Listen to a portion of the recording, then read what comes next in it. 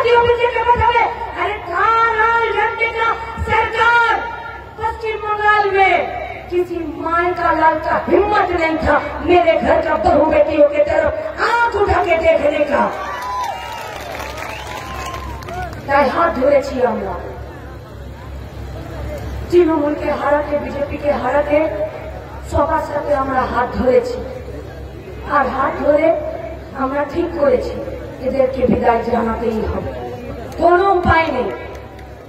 আর যারা প্রতিদিন গোটা দেশের মাটিতে মেয়েদের সম্মান হানি করছে তাদের কাজের জায়গা শেষ করে দিচ্ছে, যারা প্রতিদিন বেকার ছেলেদেরকে ঘুষের বাজারে নাম লেখাতে বাধ্য করছে, যারা প্রতি বছর এই গোটা ভারতবর্ষে 1 লাখের বেশি লোক যারা সুইসাইডের পথ বেছে নিচ্ছে, আর যারা এই তৃণমূল বিজেপির নেতা মন্ত্রীরা যারা চুনপুরি 2 পয়সা ফুটো মস্তান, ये लोग इन लोगों का शेर है। এরা এদের বীর, এরা এদের কামার ছেলে, এরা এদের সম্পদ। तो गंगा नाली में भी खूबसूरती नजर आता है, बस देखने के लिए सुअर का नजर जरूरी होता है। এখন তৃণমূল বিজেপির নজরটা যদি সুअরের হয় তাহলে আমরা তা কিছু বলতে পারি না।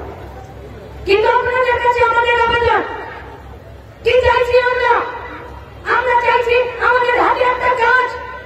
আমরা কেউ এই পশ্চিমবঙ্গে বেকার ছাত্র যুবরা আমাদের মায়েরা আমরা কেউ টুকরো রুটিতে বেঁচে থাকতে চাই না। আমরা একটা গোটা রুটি দাবি করছি আর সেই রুটিটাকে নিজেরা রোজগার করতে পারি তা জায়গা চাইছি। পশ্চিমবঙ্গের বেকার ছাত্র যুবরা আমরা কি চাইছি? আমরা চাইছি মাথা উঁচু করে বাঁচতে। না আমরা গরু পাচার করতে চাই না, আমরা লোহা পাচার করতে চাই না, আমরা মাটি পাচার বালি পাচার করতে চাই না, আমরা লটারি কিনে নিজেদের ভাগ্য পরিবর্তন করতে চাই না। দুটো শক্ত হাত আছে, একটা বুদ্ধিমানের মেধা আছে, সেটাকে খাটাতে চাই, সরকারকে বাঁচাতে চাই, দেশকে বাঁচাতে চাই, রাজ্যকে বাঁচাতে চাই। পারবে দিতে? পারছো না দিতে। একটা পেশেন্টকে হসপিটালে ভর্তি করেছিল, বললো কিডনির অসুখ আছে, ভর্তি করে দেখলো বললো লাংস চলছে না, সুগার আছে, প্রেসার আছে, সোডিয়াম পটাশিয়াম ফেল, ব্রেনও কাজ করতে শেষ করে দিচ্ছে। বললো ডাক্তারবাবু আসলে রোগটা কি? ডাক্তারবাবু বললেন পেশেন্টটা মাল্টি অর্গান ফেল করে গেছে, পেশেন্ট কোমাতে চলে যাবে। তৃণমূল কংগ্রেসেরও মাল্টি অর্গান ফেল করে গেছে, এ সরকার কোমাতে চলে গেছে। আমরা আপনাদেরকে কথা দিচ্ছি, আমরা আপনাদেরকে ভরসা দিচ্ছি, আমরা আপনাদেরকে বিশ্বাস করাতে চাইছি। মুর্শিদাবাদে শুরু করুন, মুর্তজা হোসেন, অধীর রঞ্জন চৌধুরী, মোহাম্মদ সেলিম।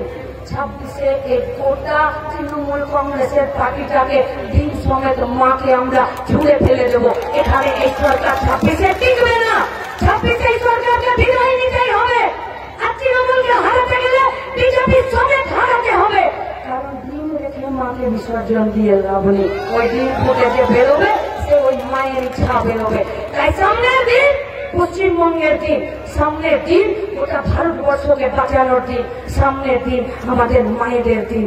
তাই মায়েরা ভোটের দিন বুথের লাইনে কোমরে আঁচল বুঝে দাঁড়াতে হবে, আর ভোটটা এই কেন্দ্রে মোহাম্মদ সেলিমকে করাতে হবে। জিতবে কাস্তে হাতুড়ি তারা, আর বাঁচবো আমরা। তাই পশ্চিমবঙ্গের বেকার ছাত্র যুবক মহিলাদেরকে যদি বাঁচাতে চান তাহলে জেতাতে হবে কমরেড মোহাম্মদ সেলিমকে। ইনকলাব জিন্দাবাদ, বাম কংগ্রেস জোট জিন্দাবাদ।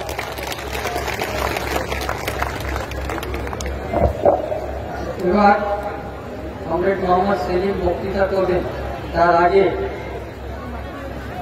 12 বছর আইডিউটির নাতি মুস্কান, নাতনি মুস্কান ক্লাস 4-এ পড়ে। সেলিম সাহেবের হাতে নির্বাচনের জন্য 1000 টাকা তুলে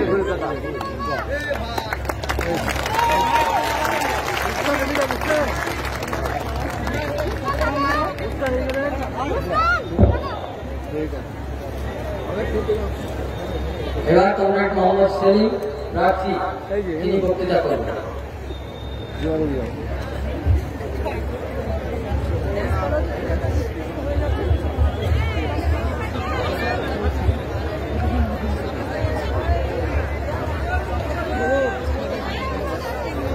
সাথী সভাপতি, আমার গুরুজনেরা, যুব তরুণ সাথী বন্ধু ভাই মা বোনেরা, আপনারা দেখলেন আমি উঠবার আগেই সভাপতি ঘোষণা করলেন ক্লাস 4 এর বাচ্চা মেয়ে মুস্কান বললো আমার টিফিনের খরচা বাঁচিয়ে 1000 টাকা আপনার নির্বাচনের জন্য খরচের জন্য দিলাম। মুস্কান মানে হাসি। আপনারা সবাই হাসি এবং খুশি থাকবেন, এটা নতুন অভিজ্ঞতা। আমি যখন নির্বাচনী প্রচারে যাচ্ছি, কাল ভগবান গড়ায়, আগের দিন হরিয়ার পাড়ায় তরুণ যুবক, আমার মা এরকম টাকা মুড়ে, কেউ 200 টাকা, কেউ 500 টাকা, কেউ 1000 টাকা বলছে আপনি রাখুন, আপনার নির্বাচনে খরচে লাগবে। হরিয়ার পাড়ায় একজন মহিলা দিল, তার অবস্থা দেখে বললাম আপনি কেন দিচ্ছেন? আমার পাশে যাচ্ছে সে বললো ও বাড়িতে মুরগি পোষে, দেশি মুরগির ডিম দেশে পয়সা জমা করে দিয়ে আপনাকে নির্বাচন তহবিলে টাকা দিয়েছে। আমি গর্বিত, লাল ঝান্ডার আন্দোলনের সৈনিক হিসেবে গর্বিত। একদিকে ইলেকট্রাল বন্ড, বড় বড় কোম্পানিগুলো বিজেপি আর তৃণমূলকে হাজার হাজার কোটি টাকা দিয়েছে, আর অন্যদিকে ভেজাল ওষুধ বিক্রি করেছে। যে ওষুধ মানুষে খাবে না সে ওষুধ খাইয়েছে, রোগ আরো বেড়েছে। বিদ্যুতের দাম 3 গুণ বেড়েছে, বিদ্যুৎ কোম্পানি হয়েছে। এই যে তেল, পেট্রোল, ডিজেল, কেরোসিন তেল, নানা গ্যাসের দাম বাড়ছে, বিভিন্ন জিনিসের দাম বাড়ছে। আবার অন্যদিকে সরকারি যা জিনিস গড়ে উঠছে তার ঠিকঠাক বার্তা পেয়েছে, তার বিনিময়ে ঘুষ দিয়েছে। সেই টাকা নিয়ে ওরা বৈভব দেখাচ্ছে। অথচ আপনারা এসছেন নিজের উৎসাহে। নির্বাচনী প্রচারের শেষ লগ্ন, 7 তারিখে এই পর্যায়ের ভোট। যতদিন এগোচ্ছে গোটা দেশে বিজেপির হাওয়া পাতলা হচ্ছে। আমরা গত 2 বছর ধরে এই কথা বলেছিলাম। আমরা বলেছিলাম বিজেপি বিরোধী সমস্ত শক্তিকে একটা করতে হবে, কারণ বেকারি সবচেয়ে বেশি বেড়েছে, ক্ষুধা সবচেয়ে বেশি বেড়েছে। আর সেই জন্য সবাইকে ডাক দিয়েছিলাম। আজকে দাঁড়িয়ে বামফ্রন্ট, কংগ্রেস, আমরা এখানে 42টা আসনে আসন সমঝোতা করে লড়ছি। গোটা দেশে ইন্ডিয়া ব্লক একটা হয়েছে। মমতা ব্যানার্জি, তৃণমূল কংগ্রেস প্রথম দিকে একটু কথা বলেছিল, কিন্তু পরে ঢেকে বসলো, কারণ ভাইপোকে বাঁচাতে হবে জেল থেকে। তিহার জেলে যাতে অভিষেক ব্যানার্জি না যায়, এই জন্য বাংলাকে বাজি ধরেছেন মমতা ব্যানার্জি, আর বিজেপির কাছে মাথা নিয়েছেন। আর আমরা বলেছি এই নির্বাচনে শুধু বামফ্রন্ট কংগ্রেসের সমঝোতায় মানুষ এমপি বানাবেন না, এটা সেমিফাইনাল। 2 বছর পরে ফাইনাল হবে। 2026-এ মমতা ব্যানার্জিকে ওই নবান্ন 14 তলা থেকে টেনে হিঁচড়ে নামিয়ে জেলে পাঠাতে হবে। লুট হয়েছে চাকরি, প্রাইমারি স্কুল হোক, মাদ্রাসা, জুনিয়র হাই হোক, সিনিয়র হোক, হায়ার সেকেন্ডারি স্কুল হোক, কলেজ হোক, বিশ্ববিদ্যালয় হোক, সেখানে শিক্ষক নেই। হেলথ সেন্টারে, হাসপাতালে ডাক্তার নেই, পুলিশ নেই। একটা ভোট করতে হলে আমাদের কেন্দ্রীয় বাহিনী আনতে হবে, কারণ পুলিশের 75,000 পদ খালি আছে। আর যে পুলিশ আছে তাকে দিয়ে মিথ্যা মামলা করানো হয়েছে, পঞ্চায়েতের ভোট লুট করা হয়েছে, গণনা কেন্দ্র দিয়ে পাহারা দেওয়ার বদলে তারা চুরি করেছে। আর এই জন্য আমরা বলেছি এটা লোকসভা নির্বাচন। অনেকে বলেন এই চর এলাকায় ভৈরব নদীর দুপারে যে ভোট তো দিতে পারবো। আমরা বলেছি এই নির্বাচন পার্লামেন্টের নির্বাচন, কোন ভোট লুট হতে দেব না, কোন গুন্ডামি মস্তানি বোমাবাজি হবে না। সব কটা বুথে কেন্দ্রীয় বাহিনী থাকবে, মানুষ নিজের ভোট নিজে দেবেন, সকাল সকাল দেবেন, নিজের প্রতিনিধি নির্বাচিত করবেন। অনেক মানুষ অপেক্ষা করছেন 10-12 বছর পর এই প্রথম ভোট দেবেন। আমরা শান্তি চাই, এই জন্য এই ভোটটা শান্তিতে হোক। আমরা মানুষের অধিকার প্রতিষ্ঠা করতে চাই, এই জন্য আমরা ইলেকশন কমিশনকে বলেছি সুষ্ঠু এবং অবাধ আর শান্তিপূর্ণ নির্বাচন করতে হবে। এখানে দাঁড়িয়ে বেকার ছেলে মেয়েরা মীনাক্ষীর কথা শুনেছে, আমাদের রাজ্যে কাজ নেই, ভিন রাজ্যে গিয়ে ছেলে মেয়েদের কাজ করতে হয় পরিযায়ী শ্রমিক হিসেবে। কেন এখানে কাজ হবে না? তাদের দক্ষতা, তাদের মেধা, তাদের বুদ্ধিকে ব্যবহার করে আমাদের এখানে কলকারখানা গড়ে তুলতে হবে। দেশ ভাগের পরে মুর্শিদাবাদ একটা কিনারায় চলে এসছে। এই জলঙ্গি, এই রানীনগর, এই সব এলাকা ফরিদপুর, এগুলো হচ্ছে কিনারায় পড়ে গেছে। একসময় মুর্শিদাবাদ কেন্দ্রে ছিল বাংলা, বিহার, উড়িষ্যা, এই তিনটে প্রদেশ শাসন করত মুর্শিদাবাদ, আর এখন কিনারায় পড়ে গেছে। আর এই জন্য সড়ক যোগাযোগ, রেল যোগাযোগ গড়ে ওঠেনি। আমরা বাংলাদেশের সঙ্গে ভারতের যুদ্ধ চাই না, সম্প্রীতি চাই। বাংলাদেশও তাই চায়।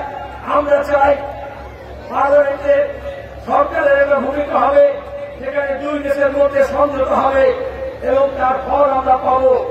আর তার জন্য আমাদের রাজশাহী আর মুর্শিদাবাদের মধ্যে রেল সেতুর যোগাযোগ বাড়িয়ে ব্যবসা বাণিজ্য বাড়াতে হবে, যাতে দাঁড়িয়ে মুর্শিদাবাদ আমার কেন্দ্রে চলে আসে। ফরিদপুর হয়ে কৃষ্ণনগর থেকে এই জলঙ্গি হয়ে লালবাগ পর্যন্ত রেল লাইন পাততে হবে, যাতে এখান থেকে অন্য জায়গায় গিয়ে ট্রেন না হয়। মুর্শিদাবাদ জেলায় কেন্দ্রে, লোকসভা কেন্দ্রে মাত্র 16 থেকে 18 কিলোমিটার রেল লাইন আছে। কেন সেটা হবে? আমাদের রেল লাইন চাই। এখানে যে রেলের যোগাযোগ ব্যবস্থা আছে তা গড়ে তোলা সাংসদের কাজ। আমরা যখন যুব আন্দোলন করতাম, এ দাবি নিয়ে লড়াই করেছি গত শতাব্দীতে, আবার সে লড়াই সংসদের মধ্যে দাঁড়িয়ে লড়তে হবে। এখানে দাঁড়িয়ে আমাদের আরো বেশি সড়ক যোগাযোগ দরকার। যেখানে গ্রামে গেছি, লোকে বলছে কালভার্ট নেই, রাস্তা নেই, সড়ক নেই, কোথাও সড়ক আছে কি নরক আছে বোঝা যাচ্ছে না। সেইটাকে আমাদের সুষ্ঠুভাবে গড়ে তোলার দরকার আছে। আর আমাদের মা বোনেদের ইজ্জত, সম্মান, আমরা সন্দেশখালী দেখেছি। এরকম অনেকগুলো আমাদের রাজ্যের জায়গা আছে যেখানে তৃণমূল নিজের লুটে রাজত্ব কায়েম রাখার জন্য মা বোনেদের ইজ্জত দিয়ে খেলা করছে। আমরা সেটাকে, সম্মানটাকে আবার ফিরিয়ে আনবো। তার সঙ্গে দাঁড়িয়ে আমি বক্তৃতা করতে পারি, এটা প্রমাণ করানোর দরকার নেই। আপনাদের কাছে কাজ করতে পারি আপনাদের সামনে, তার জন্য বামফ্রন্ট এবং কংগ্রেসের সমর্থিত প্রার্থী হিসেবে হাজির হয়েছি। আগামী এক সপ্তাহ মোহাম্মদ সেলিমের জন্য আপনারা কাজ করবেন, যাতে আগামী 5 বছর আপনাদের জন্য মোহাম্মদ সেলিম মুর্শিদাবাদ কেন্দ্রের সাংসদ হিসেবে কাজ করতে পারে। প্রতিটি চায়ের দোকানে, রকে, রাস্তায়, ঘাটের মাচানে আলোচনা হয় মানুষের যন্ত্রণার কথা, ব্যথা বেদনার কথা, শিক্ষার কথা, স্বাস্থ্যের কথা, দুর্নীতির কথা, কিন্তু সেটা ওইখানে গুমড়ে মরে যায়। সেই কথা কলকাতায় পৌঁছায় না, সেই কথা দিল্লিতে পৌঁছায় না। এই মাইক যেমন আমার কথা আপনাদের অনেকের কাছে পৌঁছে দিচ্ছে, এরকম মোহাম্মদ সেলিম আপনাদের মাইক হিসেবে সোচ্চারে যাতে আপনাদের দাবি দেওয়া পার্লামেন্টের মধ্যে বলতে পারে, সেই অধিকার আপনারা দেবেন, এই দাবি করছি, এই অনুরোধ করছি। তার সঙ্গে দাঁড়িয়ে কোনো প্রলোভন নয়, কোনো গুজব নয়, কোনো লোভ নয়। ওরা এখন তৃণমূল বুঝেছে কিছু করতে পারবে না। অনেকে তৃণমূলের লোকজন আছে, তারা আমার সঙ্গে আছে, পরিষ্কার কথা। ঝান্ডা হয়তো তৃণমূলের লাগাচ্ছেন, কিন্তু মনে মনে মোহাম্মদ সেলিম বলছেন। আর এই জন্য আমরা চাই কোনো ঝুঁক ঝামেলা যাতে না হয়। মুর্শিদাবাদ কেন্দ্রে লোকসভা নির্বাচনে এখনো কোনো গন্ডগোল হয়নি। মমতা ব্যানার্জি এসে ভগবান গোড়ায় মিটিং করে উস্কানি দিয়ে গেলেন। সেখানে আমাদের পার্টি অফিসে আগুন লাগালো রাতের বেলা মিটিং এর পরে। আমি নিজে গিয়ে সেখানে আমরা আবার সেই অফিস মেরামতি করে চালু করেছি। মমতা ব্যানার্জি বলছেন মোহাম্মদ সেলিম বাস পাখি, উনি ভয় পেয়েছেন। আসলে উনি হচ্ছেন কবুতর, পায়রা। ওই যে খোপে যেরকম পায়রা পোষে, ওই রকম আরএসএস তৃণমূলের খোপ বানিয়ে পায়রা পুষেছে। স্বাভাবিকভাবে বাস পাঠিয়ে রেখে তিনি ভয় পাচ্ছেন, কারণ তার উড়ান বন্ধ হয়ে যাবে। আমি আপনাদের কাছে অনুরোধ করব, আমাদের পার্টি এবং কংগ্রেস কর্মীরা একসঙ্গে আছে, তার সঙ্গে দেখছেন আইএনএল এর ঝান্ডা লাগানো আছে, ইন্ডিয়ান ন্যাশনাল লীগ, এরকম আরো অনেক দল, অনেক সংগঠন, অনেক ব্যক্তি যারা কোন রাজনীতি করেন না, কিন্তু দেশকে নিয়ে ভাবেন, মানুষকে নিয়ে ভাবেন, জেলাকে নিয়ে ভাবেন, তারা এগিয়ে এসছেন। তাদের সকলকে জড়ো করে নিয়ে প্রত্যেকটা বুথে বাহিনী তৈরি করুন। নিজের ভোট যাতে নিজে দিতে পারেন, কোন ভোট যাতে নষ্ট না হয় সেদিকে নজর রাখবেন। কোন ভোট ভাগাভাগি যাতে না হয়। এখানে লড়াই সরাসরি। অনেকে মনে করেছিলেন তৃণমূলের চুরি কাটতে হলে 56 ইঞ্চি ছাতি আর বিজেপিকে রাখবে। কিন্তু আমরা দেখলাম বিজেপি সরকার আসার পরে তৃণমূলের জোর জুলুম বেড়ে গেল। বিচারপতি অমৃতা সিনহা বললেন যে অভিষেক ব্যানার্জির সম্পত্তি বেড়েছে 2013 পরে। 2013 পরে মোদী প্রধানমন্ত্রী হয়েছে, তাহলে এমন চৌকিদার হয়েছে যেখানে চুরি বেড়ে গেছে। আর এই জন্য আমরা চাই যে আজকে তৃণমূল যদি হারাতে হয় তাহলে আমার বিজেপি যারা মনে করেছিলেন শাস্তি দেবে, তৃণমূলকে তারা শাস্তি দেয়নি। হেমন্ত সোরেন জেলে আছে, অরবিন্দ কেজরিওয়াল জেলে আছে, অথচ অভিষেক ব্যানার্জি বাইরে ঘুরে বেড়াচ্ছে। কাকুর বলার রিপোর্ট পাচ্ছে না। শিক্ষক নিয়োগের দুর্নীতিতে 25,000 ছেলে মেয়ের ভবিষ্যৎ নিয়ে সিঁড়ি খেলেছেন। আমাদের স্কুলগুলোতে শিক্ষক নেই, গরমের ছুটির পরে যখন স্কুল খুলবে তখন কি অবস্থা হবে? একইভাবে সার্ভিস কমিশনেও দুর্নীতি হয়েছে, যেমন স্কুল সার্ভিস কমিশনে হয়েছে। প্রাইমারি স্কুলগুলোতে আপার প্রাইমারিতে শিক্ষক নেই, আর নতুন করে আবার নিয়োগের দুর্নীতির মামলা চলেছে। সেই জন্য দুর্নীতির বিরুদ্ধে লড়াই, যেমন ঘরের টাকা নিয়ে, যেমন গভর্নমেন্টের টাকা নিয়ে, যেমন 100 দিনের কাজে নিয়ে, যেমন দাম্পত্য ভাতা নিয়ে, বিধবা ভাতা নিয়ে, সংখ্যালঘুদের স্টাইপেন্ড অস্বীকার করতে, এসসি এসটিদের হকের টাকা স্টাইপেন্ডটা দিয়ে আমাদের লড়াই করতে হবে, নিজের হক আদায় করতে হবে। যে টাকা মারছে সেটা বলছে না, আর মেয়েদের বলছে লক্ষ্মীর ভান্ডার দিচ্ছি। কার টাকা কাকে দিচ্ছে? তৃণমূলের বাপের টাকা। আমরা টাকা দিই, আপনারা টাকা দেন, জিএসটি আদায় হয়। যখন যা কেনেন, যা খান, যা করেন সেই ট্যাক্স দিতে হয়। আপনার 9% মোদী নেয়, 9% দিদি নেয়। আর বলার সময় বলে আয়ুষ্মান ভারত, স্বাস্থ্যসাথী, কন্যাশ্রী এসব নাম করেন। জুহা করে টাকা কামাচ্ছেন আর কিছু ছিটকে করে টাকা দিচ্ছেন। আমরা বলেছি মোদী সরকারকে সরিয়ে বামফ্রন্টের সমর্থনে সর্বনিরপেক্ষ সরকার তৈরি হবে। তারা যেমন 100 দিনের আইন নিয়ে এসেছিল কাজে, আমরা তাকে 200 দিনের করব। যত মজুরি আছে তা দ্বিগুণ করব। এই লক্ষ্মী ভান্ডারের মতো স্কিম, বার্ধক্য ভাতা, অন্যান্য সমস্ত যা ভাতা আছে সেগুলোকে চুরি বন্ধ করব। চুরি বন্ধ করলে এখন যে টাকা পাচ্ছে তার দ্বিগুণ টাকা পাবে। এখন যারা পাচ্ছে না, বারবার দুয়ারে সরকারে গিয়ে দরখাস্ত দিচ্ছে কিন্তু নাম তুলতে পারছে না, তাদেরকে কারো দুয়ারে যেতে হবে না। তাদের ভাতা, তাদের হক তারা পাবে, তার ব্যবস্থা আমরা করব।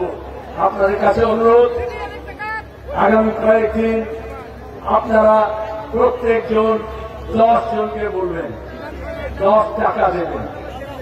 আর 10 লোকে যদি 10 জন করে তাহলে 100 জন হয়।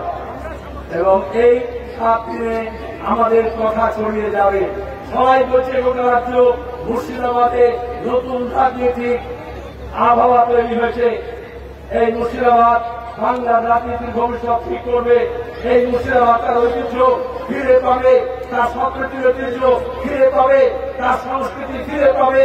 আর লুটেরাদের রাজত্ব শেষ করে দিয়ে বাংলায় নতুন অবস্থা তৈরি করবে, তার শপথ আমরা নিচ্ছি।